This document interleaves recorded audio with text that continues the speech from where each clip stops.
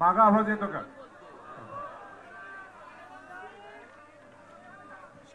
राष्ट्रमाता राजमाता जिजाऊ मासाहेब स्वराज्याचे संस्थापक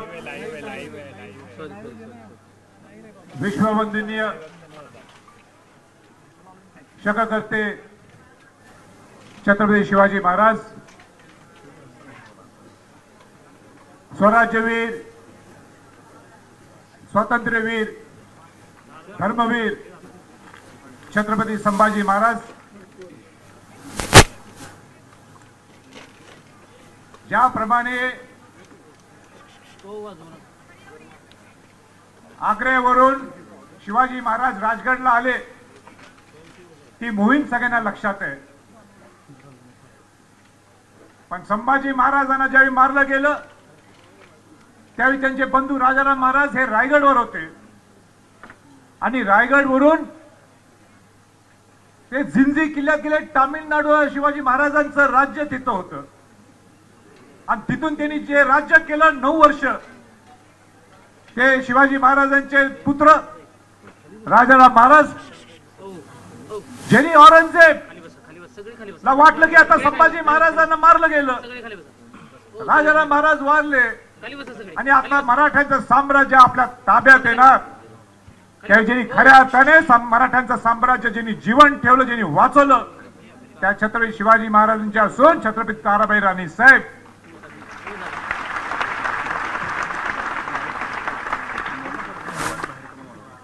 आरक्षणाचे जनक राजश्री छत्रपती शाहू महाराज, आणि ज्यांनी या हिंदवी स्वराज्यासाठी आपलं बलिदान दिलं, ज्यांनी हिंदवी स्वराज्यासाठी आपलं योगदान दिलं, या सगळ्या थोर पुरुषांचं मी अभिवादन करून आणि 350व्या शिवराज्याभिषेक सोहळ्यासाठी इथं आवर्जून इथं उपस्थित सर्व खासदारगण, सर्व आमदारगण, प्रतिष्ठित मंडळी, इथं उपस्थित जिल्हा प्रशासनाचे सर्व अधिकारी आणि प्रामुख्याने ज्यांच्यामुळे हा लोकोत्सव झाला आहे सर्व शिवभक्त, उपस्थित सर्व बंधू भगिनी,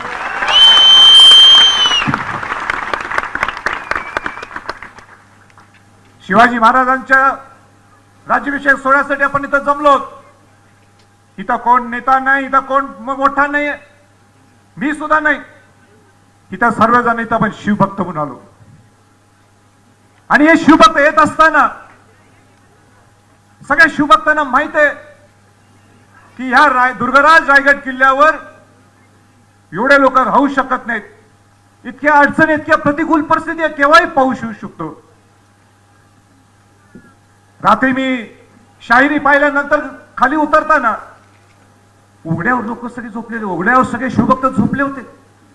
मी एक दोघांना विचारायला प्रयत्न केला, लोक शिवभक्त असे झपाट्याने उठले.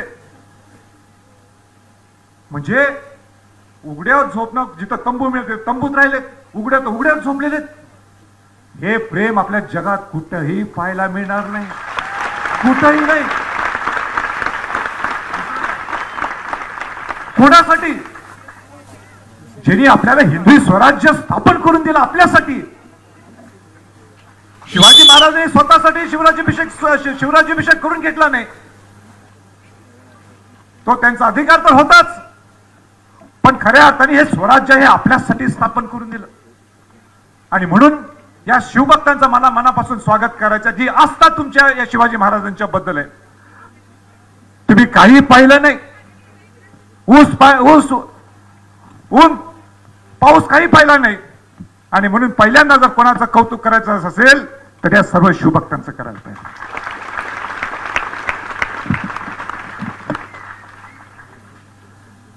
मागच्या वर्षी 350वा शिवराज्याभिषेक दिनची सुरुवात होती. या वर्षी 350वा शिवराज्याभिषेक दिनची वर्ष पूर्तता आहे. आणि म्हणून आपण शिवराज्याभिषेक सोहळा हा 350वा आज आपण साजरा करत आहोत. आपण सगळेजण भाग्यवान आहोत की या शिवाजी महाराजांना दुर्गराज रायगड किल्ल्यावर आपण इथं अभिवादन करायला येत आहोत. 350 वर्षाच्या अगोदर 350 वर्षाच्या अगोदर छत्रपती शिवाजी महाराज हे छत्रपती झाले, सार्वभौम राजा झाला. छत्रपती म्हणजे काय? सार्वभौम राजा. खऱ्या अर्थाने सार्वभौम राज्याची स्थापना झाली असं म्हटलं तर सुद्धा काही चुकीचं होणार नाही. पहिला स्वातंत्र्य दिन जर कुठला साजरा करायचा असेल तर तो 6 जून 1674 चा स्वातंत्र्य दिन. इथं कोण कुठल्या राजकारणात आहेत हे पाहण्यासाठी आपण इथं आलो नाहीये. आपल्याला शिवाजी महाराजांना अभिवादन करण्यासाठी आपण आलो. मला आठवते 2007 ला 6 जूनला मी शिवराज्याभिषेक सोहळा इथं सुरू केला. त्यावेळी नुसते 1000-2000 लोक होते. आज 4-5 लाख लोक येतात. कुठनं येतात, कसे येतात? देशातून येतात. मगाशी अध्यक्षांनी बोलून दाखवलं की इथं आपल्याला राजदूत इथं आणायला पाहिजे. जेव्हा हेनरी ऑक्सिडनच्या माध्यमातून परदेशातले इथले राजदूत आणायला पाहिजे. मला आपल्याला मुद्दाम सांगायचं या प्रसंगी पूर्वी सुद्धा 5-6 राजदूत आम्ही युरोपमधले आणले होते. शिवाजी महाराजांची जयंती ज्यावेळी दिल्लीत मी सुरुवात केली त्यावेळी 28 राजदूत शिवाजी महाराजांना मुजरा करण्यासाठी आले होते. पण माझा शब्द आहे तुम्हाला सर्वांना, पुढच्या वर्षी तुम्ही हेनरी ऑक्सिडन त्या त्याला काय म्हणतात त्याच्या वेशभूषेत तुम्ही त्याला पाहिला असता. पुढच्या वर्षी शिवाजी महाराजांना वंदन करण्यासाठी राजदूत इथं नक्की आणला जाईल, आम्हाला शब्द आहे.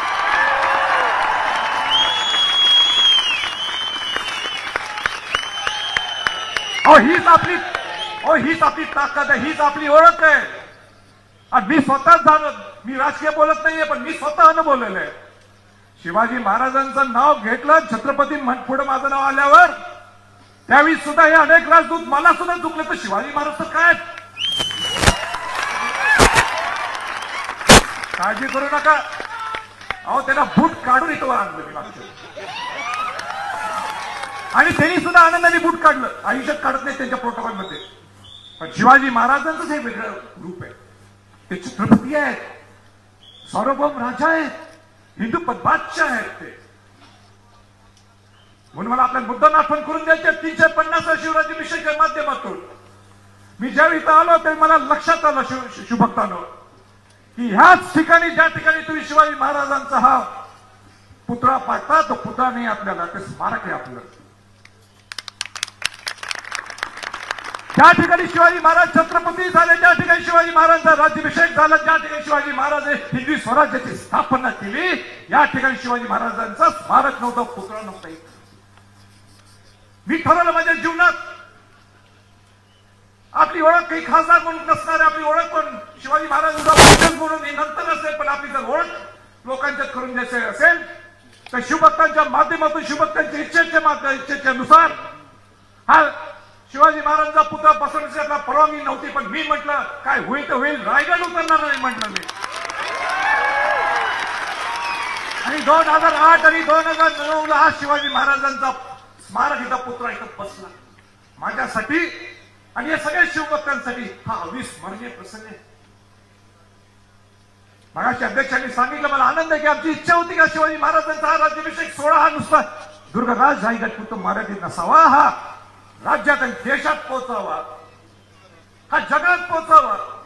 यावेळी लॉस एंजेलिस अमेरिकाचं टोक आहे, जगातलं वेगळं टोक आहे. 24 तास तिथं लागतात जायला. आज तिथं अमेरिकन इंडियन्सनी मला निमंत्रित केलेलं आहे तुमचा प्रतिनिधी म्हणून. मी मोठा नाहीये, तुमचा प्रतिनिधी म्हणून 350 शिवराज्याभिषेक सोहळा साजरा करण्यासाठी. आणि मी सांगितलं एका अटीवर मी येणार. माझा भाषण हे महत्वाचं नाहीये, पण शिवराज्याभिषेक सोहळा हा जगात कसा पोहोचवला, या शिवभक्तांनी कसा पोहोचवला हे मला व्हिडिओ क्लिपच्या माध्यमातून मला 10 मिनिटं द्याल तरच मी म्हटलं.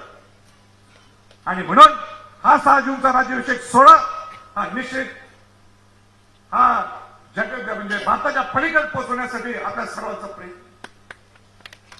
शिवाजी महाराजांनी कुठल्या प्रतिकूल परिस्थितीत आपलं स्वराज्य निर्माण केलं. त्यावेळी इतकं सोपं नव्हतं शिवभक्तांना.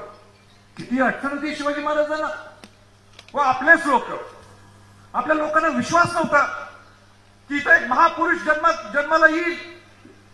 शहाजीराजांची संकल्पना होती, जिजाऊंचं तर आशीर्वादच होता की शिवाजी महाराजांनी स्वराज्य स्थापन करावे. पण कोण धाडस करणार?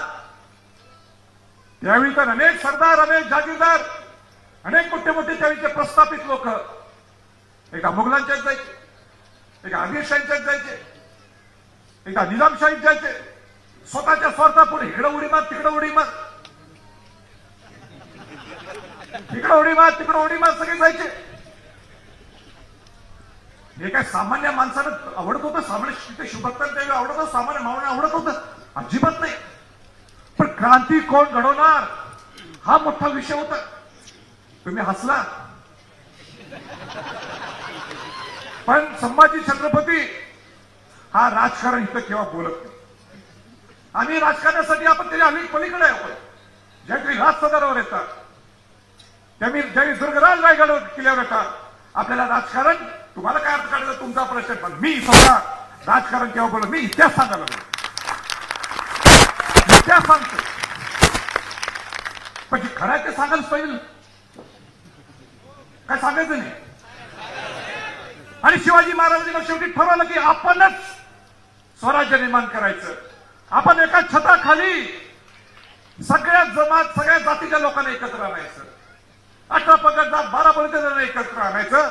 आणि स्वराज्य हे आपल्यासाठी नाही, तर या सगळ्या येणाऱ्या पुढच्या हजारो लाखो वर्षांसाठी हे स्वराज्य निर्माण. शिवाजी महाराज यांनी आपल्या स्वतःच्या जातीवर, आपल्या धर्मावर अत्यंत प्रेम केले. श्रद्धाळू होते आपल्या जातीवर. हा शिवराज्याभिषेक सोहळा करून घ्यायचा याचा अर्थच काय? ते निश्चित त्यांच्या धर्मावर प्रेम करत होते. पण शिवाजी महाराज हे धर्मांध नव्हते. केव्हा दुसऱ्या स्वराज्य स्थापन करत असताना दुसऱ्या जातीवर, दुसऱ्या धर्मावर अत्याचार करून, जसा औरंगजेब होता, जसा आदिलशाही होता, जसा निजामशाही होता, हे करत होते. पण शिवाजी महाराजांचा फरक हा आहे की आपल्या सगळ्या जातीतल्या लोकांना, आपल्या सगळ्या धर्मातल्या लोकांना ज्यांना भगवा झेंडा प्रिय आहे, त्या भगवा झेंड्याच्या खाली जर येत असतील तर ते सगळे आपले. हे शिवाजी महाराजांचा स्वराज्य. पण आपल्या धर्मावर कोणी अत्याचार केला तर तिथं शिवाजी महाराजांनी सोडलं सुद्धा नाही कोणी. आणि आपल्यातला सुद्धा माणूस जर विरोध करत असेल तर शिवाजी महाराजांनी तेवढी शिक्षा दिली. आणि म्हणून शिवाजी महाराजांची ही न्याय व्यवस्था सगळी पाहिली.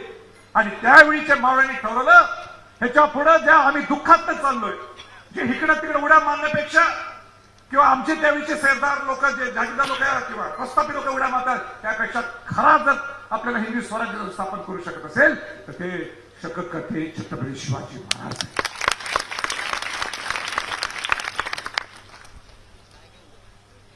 पण मला आता सांगा, आपण एवढं शांतपणाने ऐकायला लागले, आपण दुर्गराज रायगडला कुठनं आले? आपण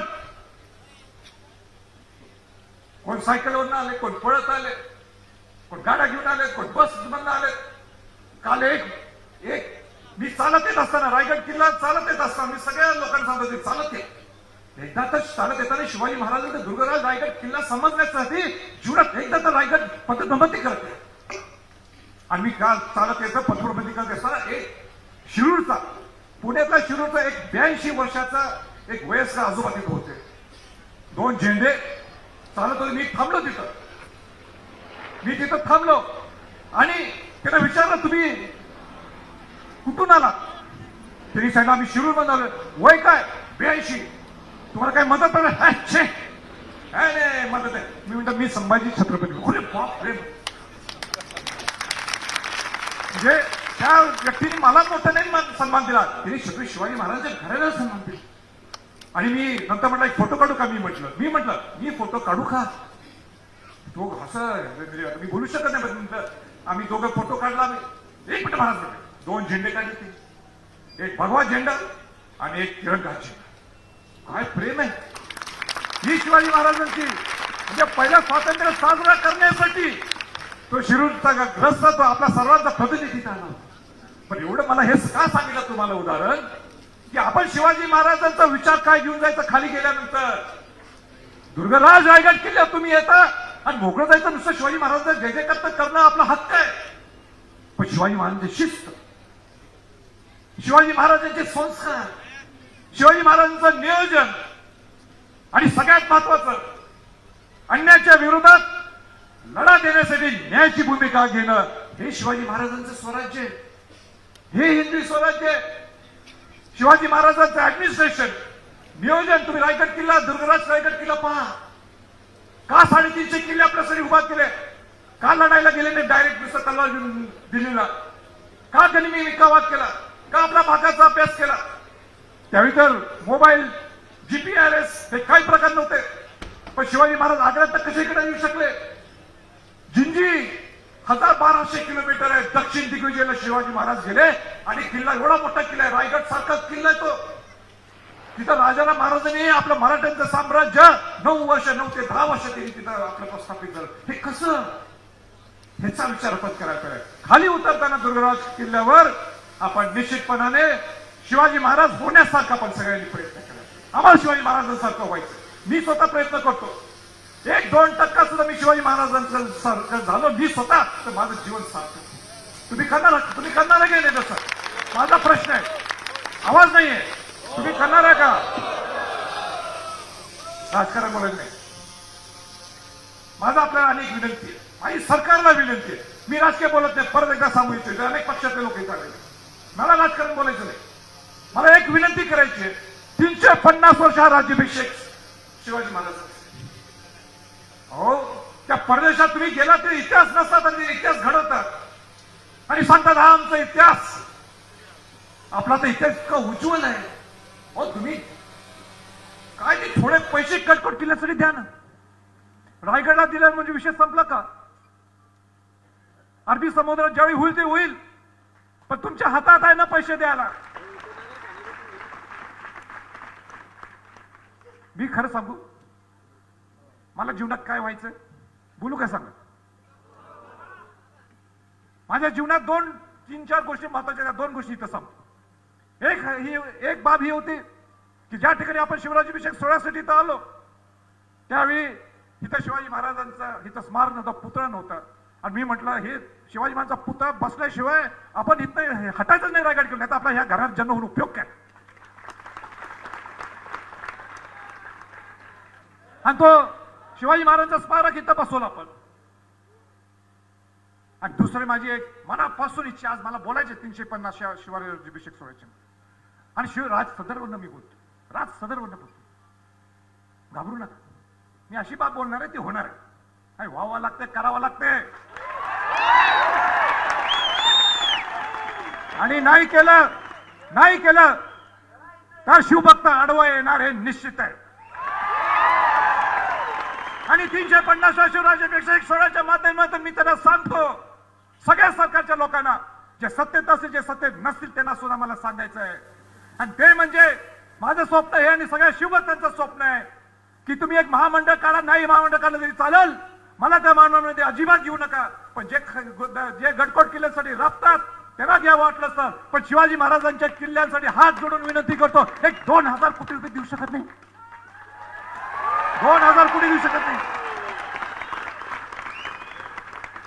हो, तुम्ही अनेक ठिकाणी खर्च करतात आणि सांगता आपल्या भाषणात सगळे सत्तेचे लोकांनी जे विरोध आम्ही 1000 कोटी केले, 50,000 कोटी. आता अनेक लोक आपल्या संघात मतदारसंघात मी 800 कोटी केले, 1000 केले, 2000 कोटी केले, 500 कोटी केले. शिवाजी महाराजांसाठी नुसते 2000 कोटी दे. बरं 2000 कोटी एका वर्षासाठी नको येतं मला, 5 वर्ष सुद्धा भरपूर आहेत. अरे बाबा, सगळ्या माझी विनंती हात जोडून तुम्ही जर 2000 कोटी रुपये दिले नाहीत तर मी माझ्या मनातला सांगतो, तिने वेळ सांगावा, 1 वर्ष 2 वर्ष. आणि त्या दिवशी जर हे दिले नाहीत, परत एकदा संभाजी बोलतो, रायगड उतरणार नाही, दुर्गराज रायगड उतरणार नाही. सगळे शिवभक्त घेऊन इथं बसतो मी, सगळ्या शिवभक्तांनी येऊन बसतो. हे विचारपीठ नेहमी गाजलेलं आहे. नुसतं मी माझ्या भाषणामुळे नाही, तर इथं येणाऱ्या लोकांच्यामुळे, इथं येणाऱ्या शिवभक्तांच्यामुळं.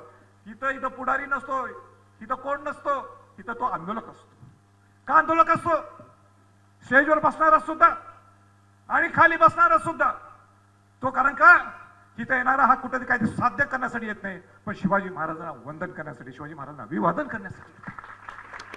आणि मी फार लांब ना आले म्हणून आता जास्त काही बोलत नाही, पण एवढं तर निश्चित मला बोलणं गरजेचं आहे.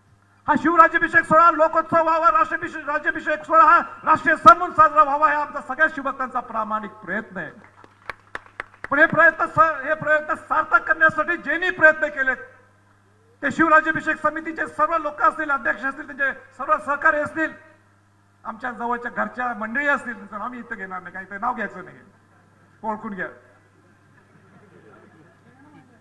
सगळ्यांना माहित आहे, ते मला सांगायची गरज नाही. नाव घेतलं तर उपयोग आहे मग आमचं. आणि प्रशासनाचं सुद्धा मला मनापासून कौतुक आहे, कारण का एवढ्या लोकांना सांभाळणं हे नुसतं शिवराज्याभिषेक समिती करू शकत नाही, आणि प्रशासनाने सुद्धा इतकं चांगलं काम केलेलं आहे.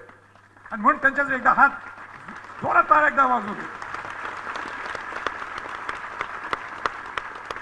ते सुद्धा प्रशासक म्हणून काम करत नाही, प्रशासनाचे अधिकारी म्हणून काम करत नाही, ते शिवभक्त म्हणून काम करायला लागलेले. मी बघायला लागलोय, हो आत्ताच निवडणूक संपली, कालच परवा दिवशी निवडणूक संपली आहे, आणि सगळी पोलीस यंत्रणा, सगळी प्रशासनाची यंत्रणा डायरेक्ट दुर्गराज रायगडवर. ही अपमानिका नाही, एक महिनाभर सगळे काम करायला. आणि म्हणून जरा अडचणी होत असेल इकडे तिकडे, शौचालयाची अडचणी आहेत, पाण्याची परिस्थिती अडचणी आहेत, आमचं दुर्गराज रायगड किल्ल्याचं संवर्धन जतन चालू आहे, त्याच्या अडचणी अजून निर्माण व्हायला लागलेत, तरी शिवभक्त सहन करा. म्हणून परत एकदा सगळ्या शिवभक्तांचा मी मनापासून आभार व्यक्त करतो, मनापासून तुमचं कौतुक करतो. असंच प्रेम याच्या पुढे दुर्गराज रायगड छत्रपती शिवाजी महाराजांच्या सर्व किल्ल्यांच्यावर आणि शिवाजी महाराजांचा विचार आचार घेऊन आपण सगळ्यांनी दुर्गराज रायगडवर उतरायचंय. पण उतरताना अनेकदा सांगायचंय की इथं 5 लाख लोक आलेले आहेत.